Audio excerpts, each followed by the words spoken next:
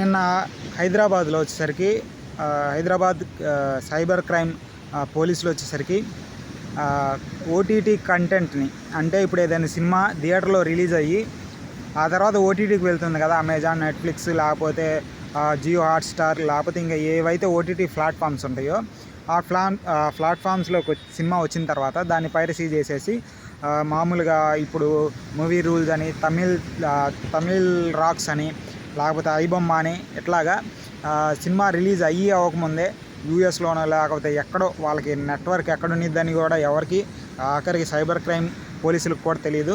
అయితే వీళ్ళు త్వరలోనే ఐబొమ్మ హెడ్ని, ద మెయిన్ హెడ్ని, తలకాయని పట్టుకుంటామని ప్రెస్ మీట్లో తెలియజేయడం జరిగింది. దానికి దిల్ రాజు గారు, నేచురల్ స్టార్ నాని, అదేవిధంగా చిరంజీవి గారు, నాగార్జున గారు, ఇంకా సినీ ప్రముఖులు ఎవరెవరైతే ఉన్నారో వాళ్ళందరూ ఈ సైబర్ క్రైమ్ పోలీసుల ఆధ్వర్యంలో అసలు సినిమాని ఎలా పైరసీ చేస్తున్నారు, లేకపోతే వాళ్ళ అడ్డా ఎలా ఉంది అని దానికి ఒక ప్రజెంటేషన్ ఇస్తూ వాళ్ళకి తెలియజేశారు. మీ మూవీస్ అనేవి ఎక్కడెక్కడ కాపీ చేయబడుతున్నాయి, ఒరిజినల్ కంటెంట్ని ఎలా తీసుకుంటున్నారు అనేది ఒక 4-5 అరెస్ట్ చేయడంతో తెలిసిందనమాట.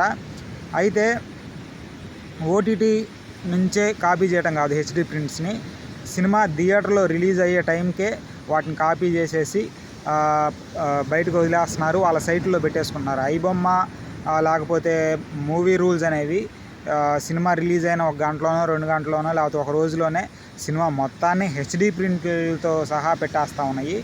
ఐబొమ్మ ఒకసారి ఇలాగే వాళ్ళ సైట్లని డిలీట్ చేయడంతో, బ్యాన్ చేయడంతో వాళ్ళు ఏం చేశారు, అంతకుముందు ఒకసారి వాళ్ళు కొన్ని రోజులు వాటిని ఆపేసి వార్నింగ్ ఏమని పంపించారంటే, ఇప్పుడు దాకా మేము మామూలు క్వాలిటీ వీడియోస్నే, సినిమా వీడియోస్ని అప్లోడ్ చేస్తూ ఉన్నాము, ఇక నుంచి హెచ్డి క్వాలిటీతో సినిమాలని అప్లోడ్ చేస్తాం ఐబొమ్మలో అని చెప్పేసి చెప్పడమే కాదు, వాళ్ళ తర్వాత నుంచి హెచ్డి క్వాలిటీ సినిమాలను కూడా వాళ్ళ వెబ్సైట్లో ఉంచడం జరుగుతూ ఉంది.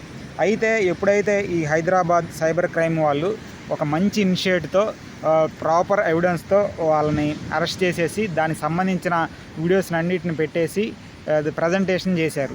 అయితే ఈ ఐబొమ్మ ఎవరు నడిపిస్తున్నాడో తెలియదు, అది ఎక్కడున్నిద్దో తెలియదు, దానికి మూలమైందో తెలియదు, ఏమీ తెలియదు అనమాట.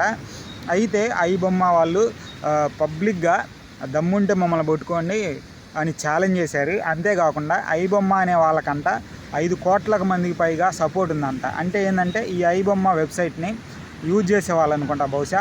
అంతేకాకుండా వాళ్ళకి కావాల్సిన కంటెంట్ని వాళ్ళకి అందించే విధంగా వాళ్ళు ఏజెంట్స్ని కూడా ఇండియా వ్యాప్తంగా నియమించుకున్నారంట. అంటే ఇప్పుడు ఏంది, ఐబొమ్మ హెడ్ ఎవడున్నాడో వాడు అన్రికగ్నైజ్ అనమాట, ఎక్కడ ఉంటాడో తెలియదు. అంతేకాకుండా వీళ్ళు వాళ్ళకి కావాల్సిన వాళ్ళని ఇండియా వ్యాప్తంగా నియమించుకున్నారంట. ఇప్పుడు వీళ్ళు పట్టుకుంది ఏంది, చిన్న రవ్వనమాట.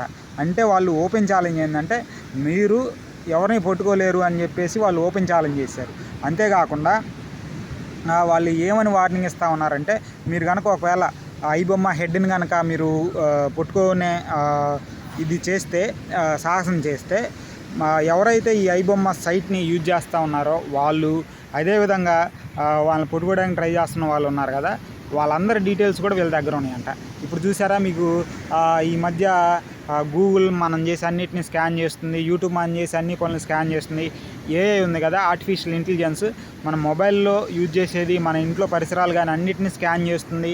ఇది కొద్దిగా హానికరం అని చెబుతూ ఉంటారు కదా. అలాగే క్రోమ్ కూడా, గూగుల్ క్రోమ్ కూడా మనం చేసే ప్రతి యాక్టివిటీని స్టోర్ చేసుకుంటుందనే వివాదం చాలా రోజుల్లో ఉంది. అంతేకాకుండా అమెరికన్ రక్షణ సంస్థ ఒకసారి సుందర్ పిచాయ్ గారిని ఒక కేసు ఒకటి గూగుల్ మీద జరిగినప్పుడు వాళ్ళు అడిగారు, ఇప్పుడు క్రోమ్ అనేది నేను ఇక్కడి నుంచి అక్కడికి నడుస్తుంటే నా ప్రతి మూమెంట్ని స్కాన్ చేస్తుంది కదా, మీరేంది చిన్నపిల్లగాళ్ళలాగా దానికి ఆన్సర్ ఎవరు అని కూడా డైరెక్ట్గా సుందర్ పిచాయ్ గారిని అడిగారు.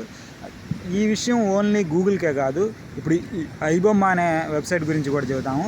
వాళ్ళు ఆ ఐబొమ్మ అనే వెబ్సైట్లో లాగిన్ అయ్యే వాళ్ళు, లేకపోతే లాగిన్ అవ్వకుండానే వాళ్ళ త్రూ డీటెయిల్స్ ఇస్తూ, లేకపోతే ఇవ్వకపోయినా వాళ్ళ మొబైల్లో దాన్ని యూజ్ చేస్తూ ఉంటారు కదా, ఆ యూజ్ చేసే డీటెయిల్స్ కూడా వాళ్ళకి వెళ్తాయి అన్నమాట. ఇప్పుడు వాళ్ళు ఓపెన్ ఛాలెంజ్ ఏమని చేస్తున్నారు, మీరు కనుక ముందు అడుగేసి మమ్మల్ని పట్టుకోవడానికి ట్రై చేస్తే ఇప్పుడు ఈ యూజర్స్ కానివ్వండి, లేకపోతే దీనికోసం ట్రై చేసే వాళ్ళు కానివ్వండి, వాళ్ళ డీటెయిల్స్ మొత్తాన్ని బయట పెడతామని ఓపెన్ ఛాలెంజ్ చేస్తూ ఉన్నారు. అంటే ఒకవేళ వీళ్ళ మీద ఏదైనా యాక్షన్ తీసుకుంటే వాళ్ళ డీటెయిల్స్, వాళ్ళ ఇది ఉంటుంది కదా డొమైన్, వాటిని మార్చుకొని మళ్ళీ వేరే చోట నుంచి మొదలు పెడతారనమాట. అంతకుముందు ఇలాగే ఐబొమ్మ సైట్ మీద చర్యలు తీసుకుంటే వాళ్ళు సింపుల్గా ఏం చేశారంటే హై క్వాలిటీ వీడియోస్ని వదులుతూ ఉన్నారు. కాబట్టి వీలైనంతగా ఈ సైబర్ క్రైమ్ టీము ఐబొమ్మను కనుక ట్రేస్ చేయగలిగితే సినీ ఇండస్ట్రీకి 3700 కోట్ల రూపాయల దాకా సేవ్ అయ్యే అవకాశం ఉందంట. ఎందుకంటే ఇప్పుడు సినిమాలు మరీ ముఖ్యంగా థియేటర్కి వెళ్ళి ఎవరు చూడట్లేదు. ఒకవేళ థియేటర్కి వెళ్ళి చూసినా ఆల్రెడీ ఇవి వచ్చేసరికి మొబైల్లోకి వచ్చేస్తూ ఉన్నాయి కదా, ఆ లోపు టాక్ రిలీజ్ అవుతూ ఉంది, రివ్యూస్ చెప్పే వాళ్ళు ఉన్నారు. ఇలా రకరకాల కారణాల వల్ల సినిమా ఇండస్ట్రీ లక్షల కోట్ల రూపాయలని నష్టపోతూ ఉంది. ఇది ఈరోజు వీడియో. అయితే ఐబొమ్మ ఇంత స్ట్రాంగ్గా ఎందుకు వదిలింది అనేది ఎవరికి తెలియదు. మరి సైబర్ క్రైమ్ వాళ్ళు అయితే మేము డెఫినెట్గా ఐబొమ్మ హెడ్ని అయితే పట్టుకుంటామని తెలియజేశారు.